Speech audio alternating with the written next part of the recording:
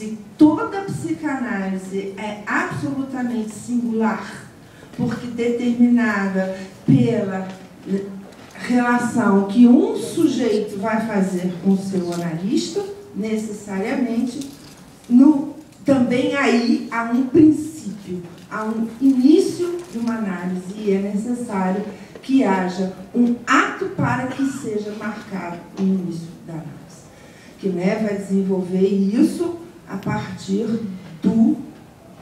das 4 condições de análise mais uma.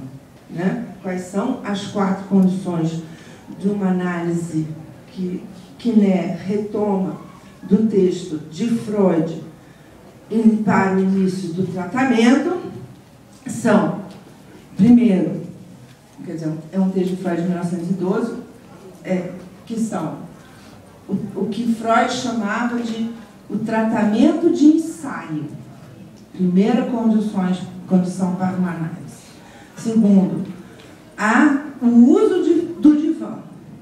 Terceiro, a questão do tempo. E quarto, a questão do dinheiro. São essas as 4 condições para uma análise. Qual é a mais uma condição para a análise que desenvolve nesse texto? É o desejo do analista.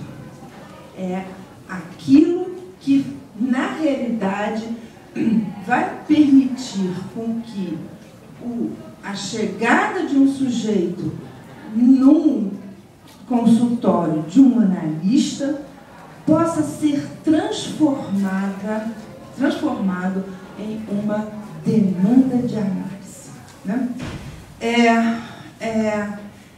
Esta transformação é que só pode acontecer em função do ato, do tal ato que estaria no princípio.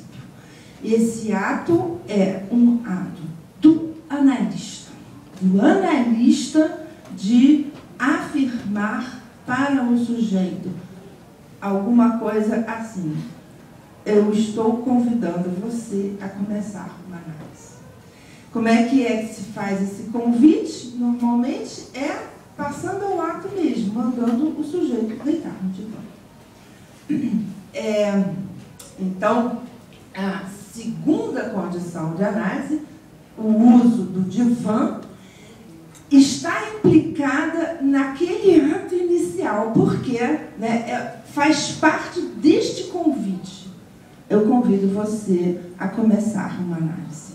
É uma passagem ao ato porque é um momento em que o analista toma uma posição frente a esse sujeito e decide fazer uma aposta de que, a partir daquele momento, aquilo que ele fala, aquilo que esse sujeito traz, ele o faz já numa outra posição do que aquela que ele chegou inicialmente.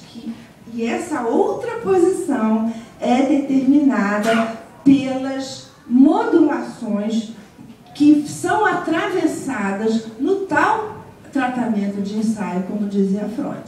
O tratamento de ensaio, que Lacan vai chamar de entrevistas preliminares, e que vai situar nas 3 referências da função sintomal, da função diagnóstica e da função da transferência. Função sintomal é tipo assim: estou me sentindo mal, por isso que eu estou aqui. Estou aqui porque eu estou me sentindo mal, senão eu não viria. Aliás, tanto Freud quanto Lacan vão dizer que não há análise possível se não houver um sofrimento do sujeito. Então, não dá para fazer análise, não dá para convidar alguém para fazer análise, não dá para apostar na possibilidade de uma análise se não houver esta função sintomal. Ela é condição para uma análise. Não dá, por exemplo, que é uma coisa que se fazia algumas vezes lá na década de 1960, 1970, por exemplo, eu vim fazer análise porque eu quero virar analista. né? Ou eu vim fazer análise porque, sei lá, eu quero me conhecer melhor, né? Isso não dá em análise. Né? Por quê? Porque não coloca já de cara o tal desencontro que o poema budista que a Glória acabou de ler apresenta. Não coloca de cara que o sujeito é dividido, né, entre um sujeito que se diz eu e um sujeito que não dá para dizer.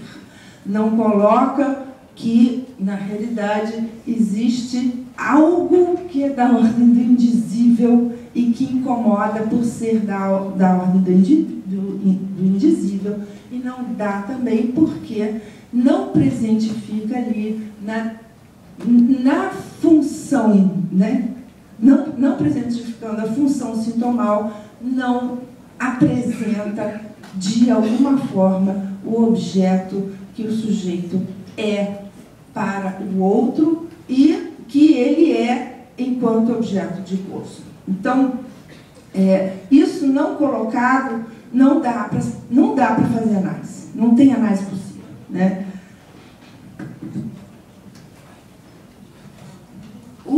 Com relação a isso, então, para que estas entrevistas preliminares possam levar à aposta de um analista que o sustente no ato psicanalítico, que é o de, a partir do desejo do analista, convidar o sujeito a uma análise, ela vai precisar, o analista vai precisar, nas entrevistas preliminares, de levantar algumas questões e responder algumas questões com relação àquele sujeito na sua absoluta singularidade, para verificar se essa aposta é possível, né?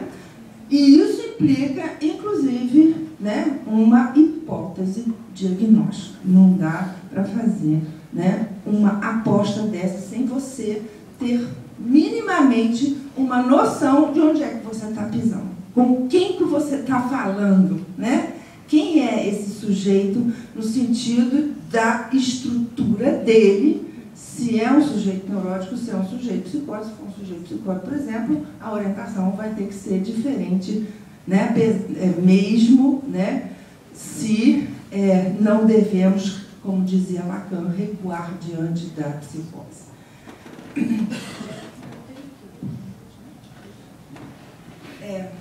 Eu ia trazer um exemplo clínico, mas depois, quem sabe, a gente fala disso depois, se der tempo.